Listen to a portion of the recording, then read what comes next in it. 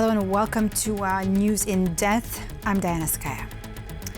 The war in Iran is where Europe's geopolitical ambition meets a hard dose of reality, as the EU urges maximum restraint and respect for international law while warning the conflict could threaten the region and Europe's stability.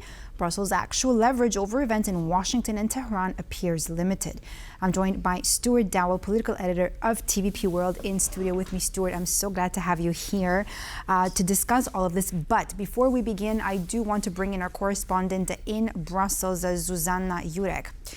Zuzanna, hello, good afternoon. So, Zuzanna, now EU, as I said, is calling for maximum restraint in the escalating conflict. Of course, it's touching not just the Middle East, it's going far and deeper also into the EU. What more can you tell us? I do know here that Foreign Policy Chief Skaya particularly is urging full respect for international law. Emergency talks were held.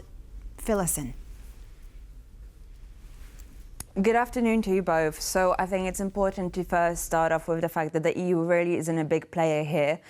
Individual countries in the bloc we know that Cyprus, for example, has been affected by the recent incursions of Iranian drones and the strikes that have been perpetuated against the British Royal Air Force bases on its territory. But at the same time, the bloc itself, as you mentioned, can only at this stage really urge for diplomacy, the ongoing dialogue, as well as de-escalation, which clearly it has failed to successfully advocate for so far, considering the events that have unfolded over the weekend. Additionally, we know that, as you mentioned, Skaya has been in contact with the G7 foreign ministers over the weekend, as well as the Gulf states ministers, foreign affairs ministers. But when it comes to what the EU itself can do at this stage, we know that Ursula von der Leyen, the president of the European Commission, was meant to hold emergency talks with the commissioners today to, draw up a response, a collective response to this ongoing escalation. But we can expect that this really won't be an easy task in and of itself. We know that the EU is plagued by divisions when it comes to even perceiving these latest escalations.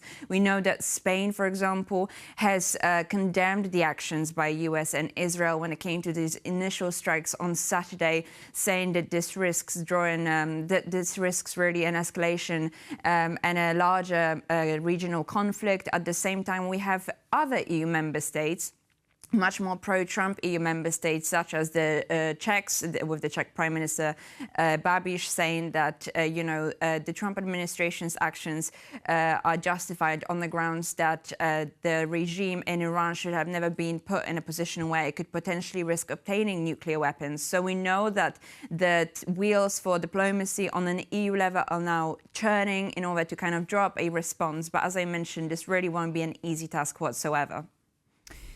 Zuzanna Jurek coming to us live from Brussels. Thank you so much for your report. All right, Stuart, we just heard it from our correspondent, and that is something I do want to tackle on all these EU leaders speaking out about this unfolding crisis in the Middle East. But before that, Stuart, something very important here. French President Emmanuel Macron is announcing that France is ready to station its nuclear arms in Germany and Poland, among other 6 countries, 8 in total, right? And we have a soundbite for that. I'm going to invite you to listen to it. This effort would come in addition to NATO's nuclear mission, in which, I remind you, we do not take part. The advanced deterrence we are proposing is a distinct effort with its own value and is perfectly complementary to NATO's, both strategically and technically. Beyond our British and German partners already mentioned, Poland, the Netherlands, Belgium, Greece, Sweden and Denmark will join. All right, Stuart, do you see this as Europe taking as one of its first steps forward into trying to de-escalate this conflict? Or what do you think about what Macron just said? Macron's announcement, well, we're expecting this. This was planned, and this doesn't really, it coincides with the war in Iran, but he planned this address some time ago. But it is significant. I'm not sure that we can really talk about a proposal to place French nuclear weapons in Poland, Germany, and those countries. I think he's inviting those countries to cooperate in enhanced nuclear deterrence using France's nuclear weapons. The form that might take, we're not sure. Of course, for Poland, which under the former President Andrzej Duda, who requested several times, to be included in the American nuclear sharing program, whereby America would station some of its weapons and could be flown by Polish planes by Polish pilots, but under strict American control, of course. That would be the best option for Poland, with those French weapons, of course. But we're not. It's difficult to put the details on what that French offer is. But it's worth noting that the Americans knocked Poland back several times on that request. So having the French involved would certainly be great. But it's also worth mentioning, I think, that the whole reason why France has its nuclear weapons is because it didn't put credence in America's nuclear security umbrella for Europe, thinking that why would it sacrifice New York for Paris? And certainly the same thinking has to apply to the French deterrent. Stuart, you wrote an interesting analysis here on our website for our portal, tvpworld.com. You can log on to our socials to read this analysis by Stuart Dowell. But I want to ask you, before we get into a little bit into the details of what exactly EU leaders have been saying, as our correspondent mentioned, I want to ask you in general, what do you think about how this conflict in just 3 days has already impacted and affected Europe? Badly, I would say. Our correspondent was correct to say that the response from Europe has been conflicting. We've heard different things from different leaders, and that's the problem with the EU. We've got 27 countries, and that's why a response to something like what happened on Friday night to Saturday morning is always going to go to the lowest common denominator. And what does that mean in diplomatic terms? It means calls for de-escalation, for restraint. It was at the very beginning, we weren't even hearing language defending international law. I think that's come along later over the weekend, and maybe today at this meeting. Well, international law, it's a very interesting, two words, right, that we're hearing. I mean, international law, which I don't think many spoke out of when, Khamenei was killing his own people. We're talking about in the thousands, right, in Iran. Stuart, let's listen to Ursula von der Leyen for a moment. The only lasting solution is a diplomatic one. And this means a credible transition for Iran, the definite hold to both the nuclear and ballistic programs, and an end to destabilizing activities in the region. This afternoon, we will discuss the overall situation in a meeting of the Security College here in the European Commission, because from energy to nuclear, from transport to migration to security, we must be prepared for the fallout from these recent events. Stuart, diplomacy and dialogue, has that failed? Europe hasn't really been involved in any significant diplomacy and dialogue because it's been sidelined, blocked out, shut out from this whole thing. Several of our European countries didn't even know the attacks were going to take place over the weekend. Israel said it was a surprise attack, right? I mean, while talks were taking place in Geneva. Yeah, and I think what we've got here is a case where Europe, since Russia's full-scale invasion of Ukraine in 2022, and more so since Trump's return and America's reorientation away from Europe, Europe has been talking about and taking some action to become more of a geopolitical bloc. And what that means is that it wants to achieve strategic autonomy. But it's kind of not surprising that Europe was blindsided simply by the scale at which hard power was applied over the weekend, without telling some of the partners, as we said, also without taking it through the United Nations, without getting the approval in Congress. These are things that would have signalled that something major was going to happen. So the surprise, or we could even say the impotence in Europe is no surprise. But it has been doing some things on the geopolitical front. But it's let me interrupt you for a second there, Stuart. I mean, you're saying, no surprise, but I mean, didn't we? There were signs, right? I mean, at one point, you see these governments kind of taking out their residents slowly, taking out their citizens, slowly from these countries, right, from Iran. And then you see the United States bringing in its troops, stationing them into Lebanon. And then, of course, the final call, I mean, I remember when I used to be in Israel, right? The final call is when, you're telling your citizens leave also the state of Israel, and it's somewhat to be expected. So can we really say that this was a surprise attack? Well, certainly European countries were expecting something, but exactly when, that it was going to happen on Friday to Saturday, it's hard to say exactly what countries knew what. We know that Poland, President Nawrocki said that Poland was informed. Germany, I think, has said the same.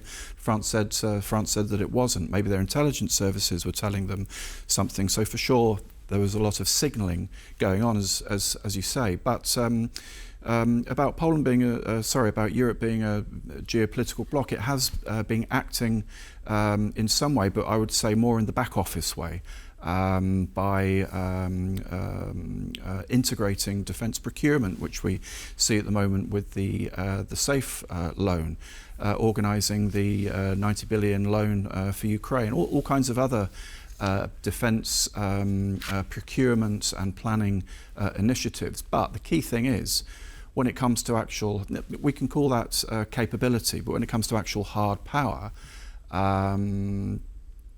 then it's nation states, it's member states that are acting, and we see that very clearly over the weekend. The E3 group are the ones that are leading, calling the shots, right? Yeah. Exactly. Speaking of hard power, we have, of course, Iran that targeted the UK base in Cyprus, and we have a statement by the president of Cyprus, Nikos Christodoulides. Let's listen.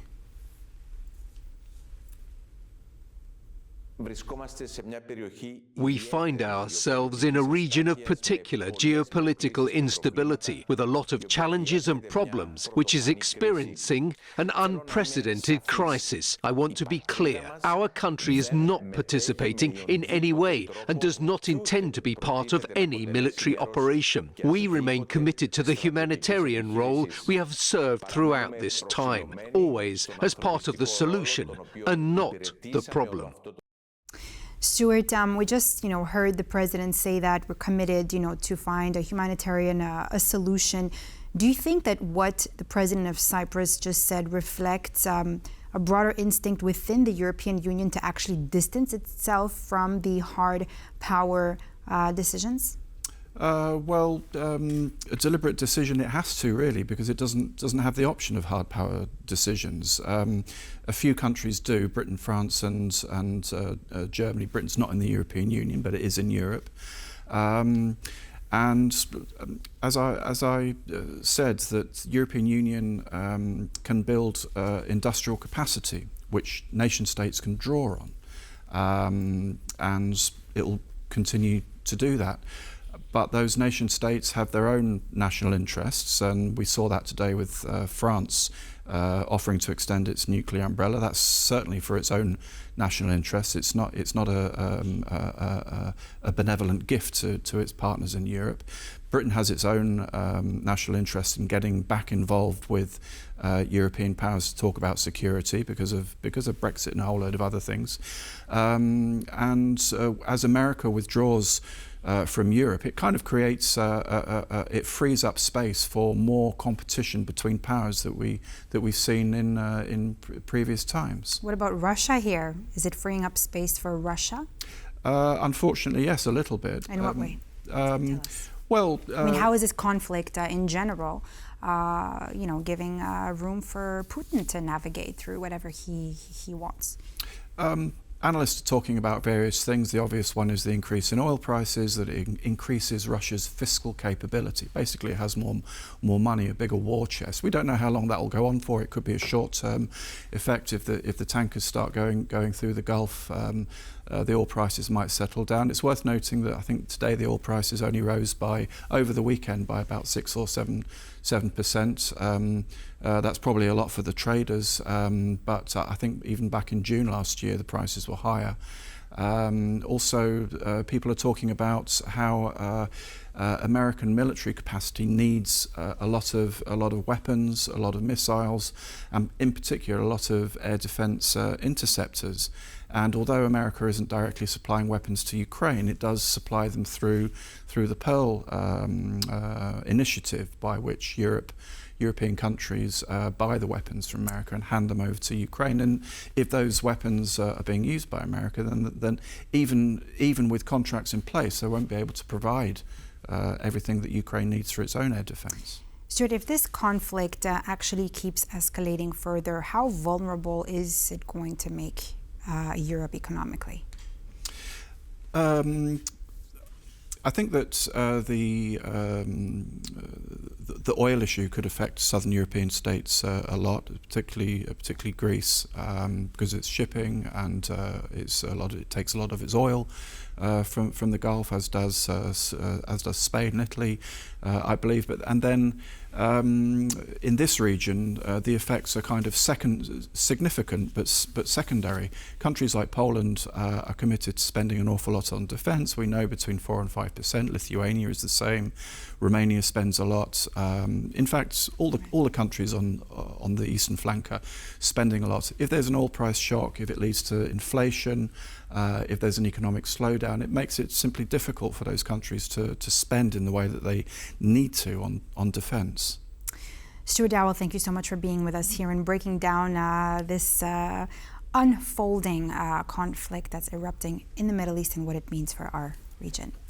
And that's all for this edition of News in Depth here on TVP World. I'm Diana Skaya. Thanks for watching, and I'll see you next time.